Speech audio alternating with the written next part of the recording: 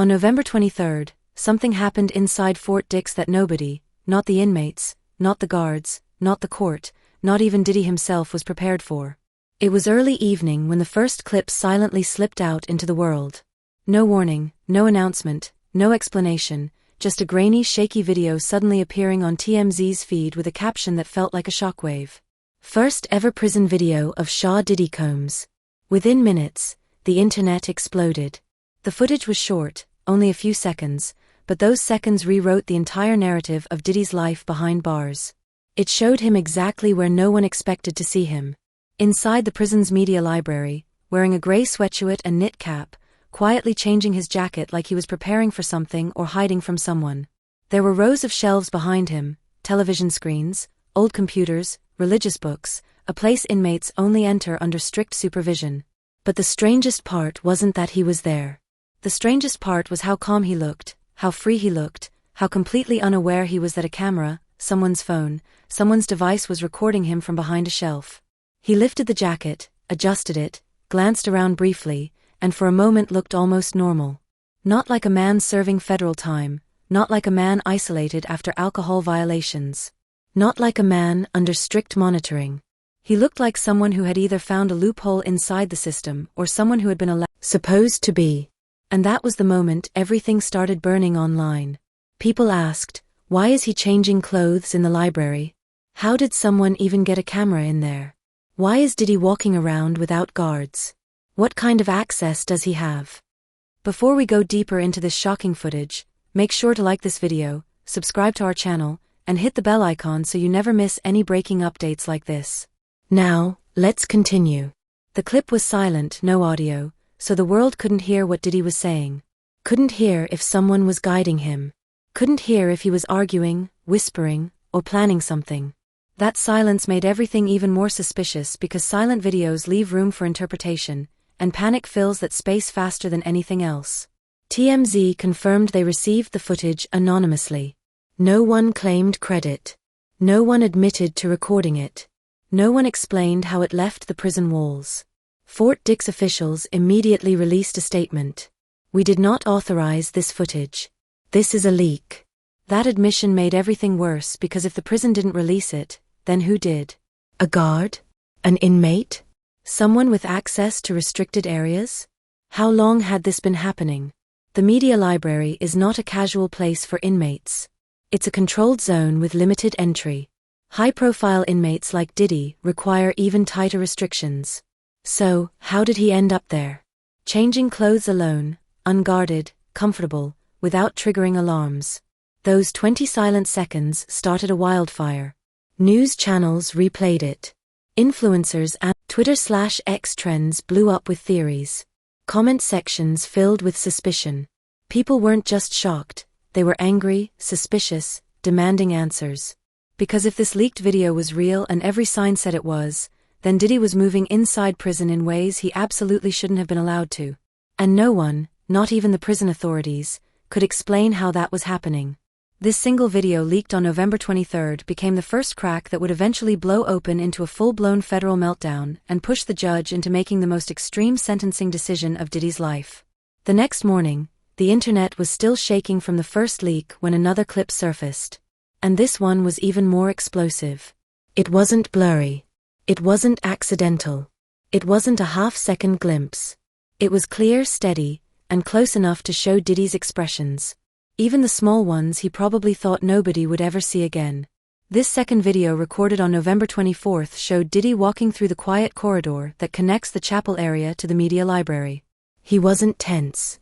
He wasn't anxious. He wasn't acting like a man under pressure. Instead, he was smiling. A faint laugh escaped him as he passed by the shelves. Something so casual and unexpected that viewers didn't know what to feel. Some said he looked relieved. Others said he looked like someone who wasn't scared of the guards, the rules, or anyone watching. But then came the moment that turned this clip into a massive scandal. Diddy didn't walk straight. He slowed down, looked over his shoulder, then slipped toward the far corner, right where the camera angle broke. Seconds later, another figure appeared, blurred off camera, impossible to identify. Diddy leaned in slightly as if whispering, shielding his mouth with his hand. The video had no audio, but his body language said everything.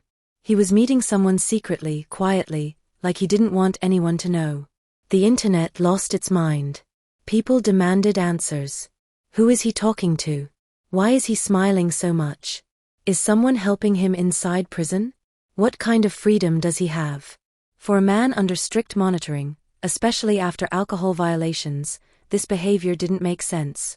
The question wasn't just what he was doing. The question was how he was allowed to do it. The second clip spread even faster than the first one. TikTok broke it down frame by frame. YouTubers recreated the hallway to analyze shadows. News outlets replayed it with red circles and freeze frames. Forums filled with theories, some wild, some terrifyingly possible. But the most disturbing reaction came from inside Fort Dix. Officers were stunned. Supervisors panicked. The warden was furious because in that short, silent clip, the public saw something the prison never wanted anyone to see. Diddy laughing. Meeting someone secretly, walking freely in a controlled area with no guard in sight like he had access beyond the rules. And that raised the biggest question of all. If this is what made it to the internet, how much more is happening inside that no one knows about? Prison officials released a second statement even sharper than the first. We did not release this footage.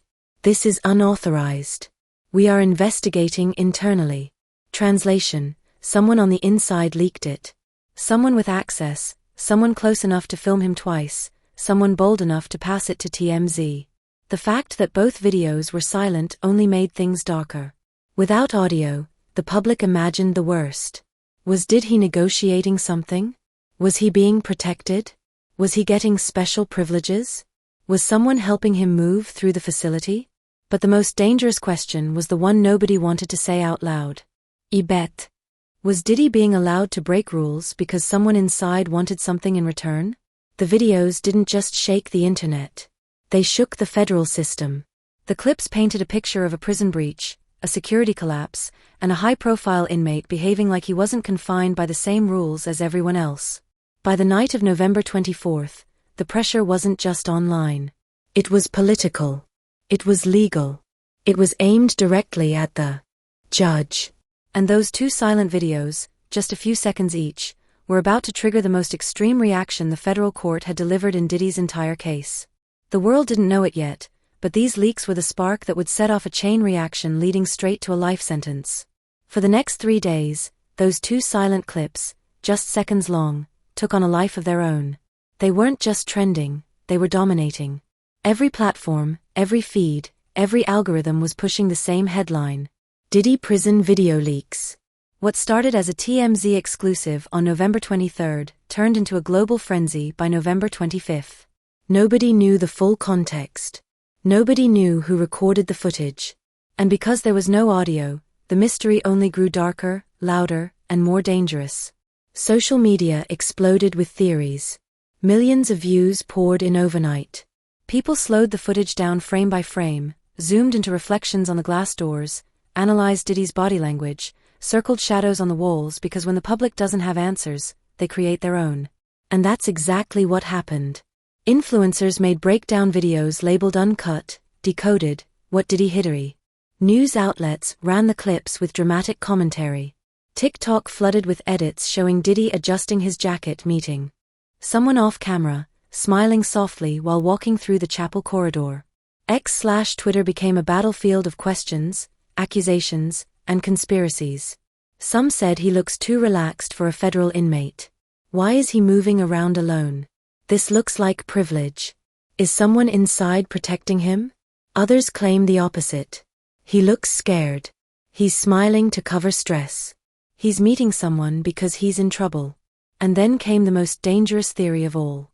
The possibility that Diddy wasn't just being watched, he was being helped. Clips comparing his movements to other inmates went viral.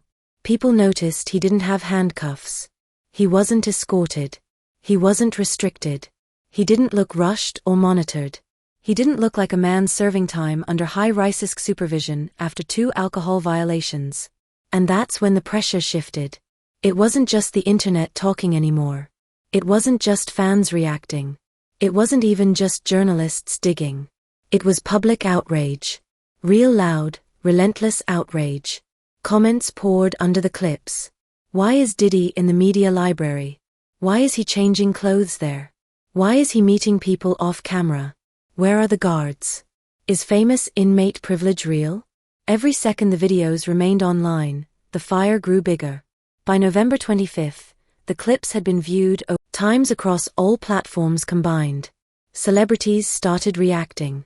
Reporters camped outside Fort Dix demanding statements. Political commentators questioned the integrity of the correctional system. Talk shows debated if celebrities get secret privileges in federal prisons. But the most damaging blow came when national news channels started airing the footage with bold captions like "Prison Access Scandal, Unauthorized Movement Caught on Camera." How did Diddy get into the prison library? Security breach at FCI Fort Dix. And as those questions grew louder, they traveled where they were never supposed to go, straight into the court system. Judges are expected to be immune to public pressure, but judges are also human. And when millions of people begin questioning a federal inmate's treatment, procedures, and supervision, the justice system has no choice but to react. Phone lines at SDNY court began ringing nonstop. Emails flooded in. Public complaints increased by the hour. Reporters demanded answers about the footage. Legal experts criticized the facility. And the entire situation suddenly transformed from an online spectacle into a legal crisis. Prison officials were overwhelmed. They had no explanation for how the videos were leaked or how someone managed to film Diddy twice. They admitted publicly that the footage was unauthorized, which only stirred the fire more. Behind the scenes, emergency meetings, supervisors reviewed camera logs, officers were interrogated, and the Bureau of Prisons tried to figure out how to contain a scandal already spinning out of control. Because now it wasn't just a video leak. It was a security breach, a media storm, and a national embarrassment for the federal system. And as the pressure mounted day after day, one thing became clear. This wasn't ending with an apology from the prison. This wasn't stopping with statements. This wasn't fading away. This was heading toward the courtroom. And the man who already faced 2 alcohol violations was about to face something far worse. For 3 straight days, Fort Dix looked less like a federal prison and more like the center of a national storm. Officers walked the hallways with tension written across their faces. Supervisors whispered in corners. The warden barely slept. Every minute, another network replayed the leaked clips. Every hour, another headline asked the same haunting question. How did a high-profile inmate move around the prison like this without anyone stopping him? The pressure didn't just hit the prison, it suffocated it. Inside the facility, chaos grew quietly. Officers were pulled from their post to answer questions. Internal affairs stormed into offices demanding immediate reports. Camera logs were reviewed frame by frame. Anyone with access to the media library, chapel hallway, or escort profile inmates was interrogated. A storm had arrived, and nobody inside was prepared for it. The prison's official statement, "This footage was not authorized," did nothing to calm the fire. In fact, it poured gasoline on it because if they didn't release it, then the leak came from the inside. Someone with access, someone with intent, someone who stood close enough to film Diddy twice without being seen. That thought spread fear through the administration. A leak means corruption. A leak means conspiracy. A leak means danger. And danger is the one thing federal prisons cannot tolerate. Meanwhile, the public started demanding an explanation. Not an answer, not a statement, but an explanation. Something that answered the one thing everyone wanted to know.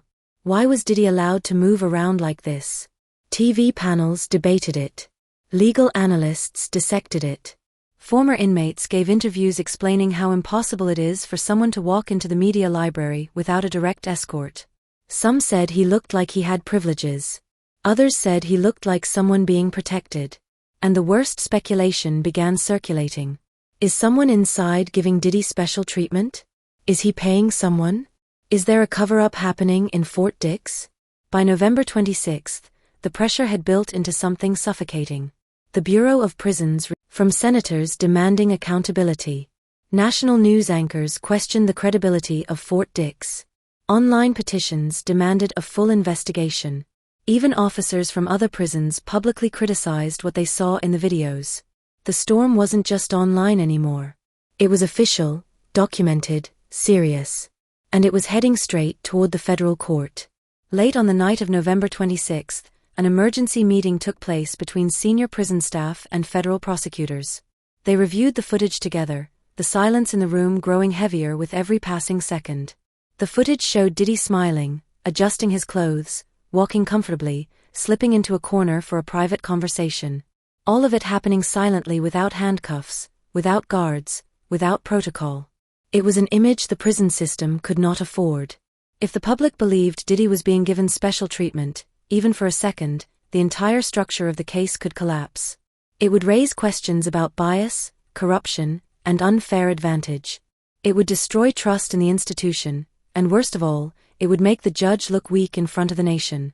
By midnight, one thing became inevitable. The court must address this immediately, publicly, decisively. And that meant only one thing. Did he had to return to court? Not next week. Not after investigation, not after the media calmed down. He had to appear right now. So the order went out quietly, urgently, but with absolute authority. Sean Combs is to be brought to SDNY court on Thursday, November 27th. Emergency hearing. No delay. Fort Dix, officers exchanged heavy looks. They knew what this meant. When a judge calls an inmate this urgently, the outcome is never mild, never routine, never forgiving. They didn't say it out loud, but everyone understood. The leaked videos weren't just a scandal anymore. They were about to change Diddy's entire life. The morning of Thursday, November 27th, didn't rise quietly. It didn't drift into the day the way prison mornings usually do. It hit hard, heavy, and fast. Officers moved with urgency. Radios buzzed nonstop. Doors slammed one after another. Because today wasn't a routine transport. Today wasn't a scheduled appearance. Today wasn't predictable. Today was an emergency summon, the kind issued only when the federal system is under fire. Diddy's name wasn't just in the paperwork. It was in every headline, every trending topic, every newsroom in America. The leaks had shaken everyone, the public, the prison, the Bureau of Prisons, federal prosecutors, and now the judge himself. When the guards reached Diddy's cell just after sunrise, he already knew. Word travels fast inside prison walls, and by now, even the slowest rumor had caught him. He stood still, eyes wide, shoulders low as officers opened the door. They didn't lecture. They didn't waste a second. They wrapped the cuffs around his wrists, tightened the restraints around his ankles, and connected the chain across his body with a cold metallic snap that echoed through the small room. Diddy's face flickered.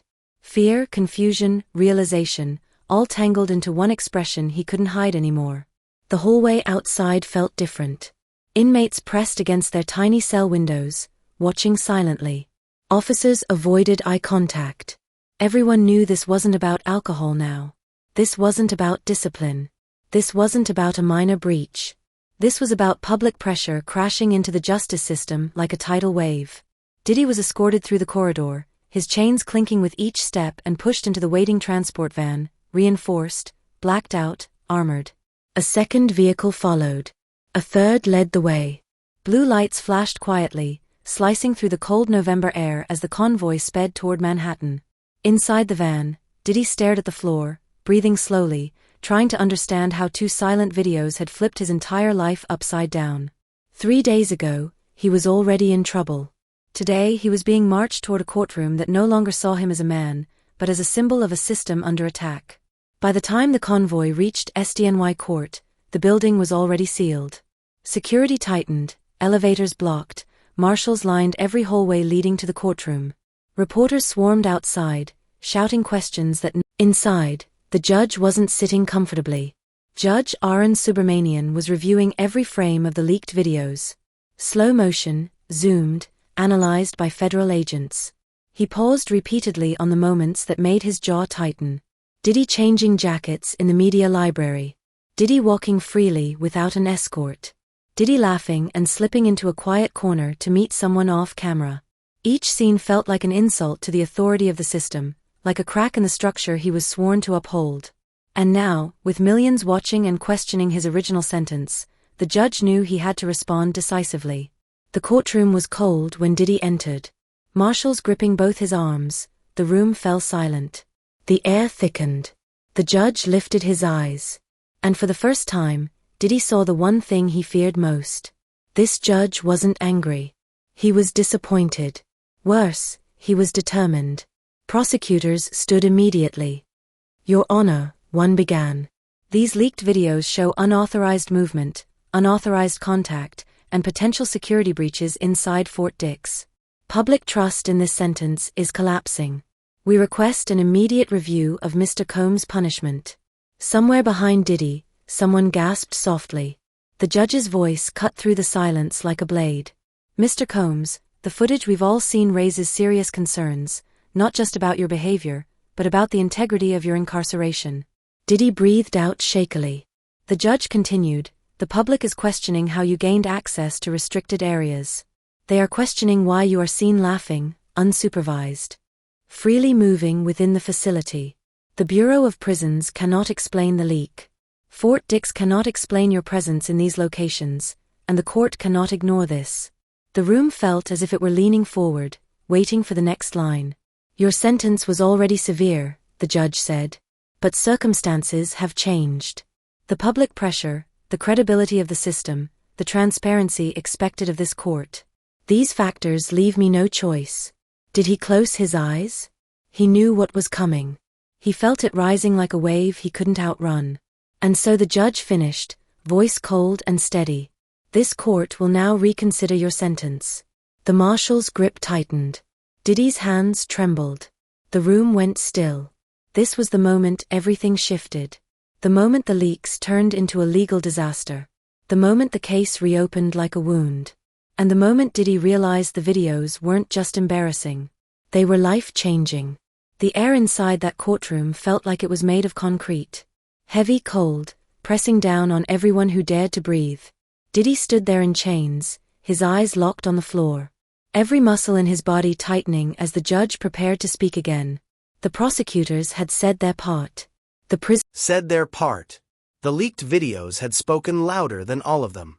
Now the only voice that mattered was the one sitting behind the elevated bench. Judge Aaron Subramanian. He leaned forward slightly, adjusting the papers in front of him. It wasn't for organization. It was to steady himself because what he was about to decide wasn't routine. Wasn't small and wasn't something a judge delivers lightly. Not on a national stage, not under the glare of millions of outraged eyes, and not with a scandal tearing through the federal system. "Mr. Combs," he began again, slower this time, more deliberate. "The court has reviewed 2 separate video leaks from within Fort Dix. These videos show you in locations and situations that raise serious concerns about your supervision, your privileges, and your conduct." Diddy swallowed hard. His throat bobbed. The quiet sound echoed through the courtroom. "You entered the media library without proper authorization. You engaged in what appears to be an unmonitored exchange with an individual off-camera. You had free movement in a restricted area without escort, without restraint, and without oversight." Each sentence landed like a blow. Each detail felt like a nail sealing a coffin. And these events, the judge continued, were captured on unauthorized footage, leaked into the public domain, and viewed by millions. A murmur rippled through the courtroom. Just a breath of sound before the judge lifted a hand, and silence returned instantly.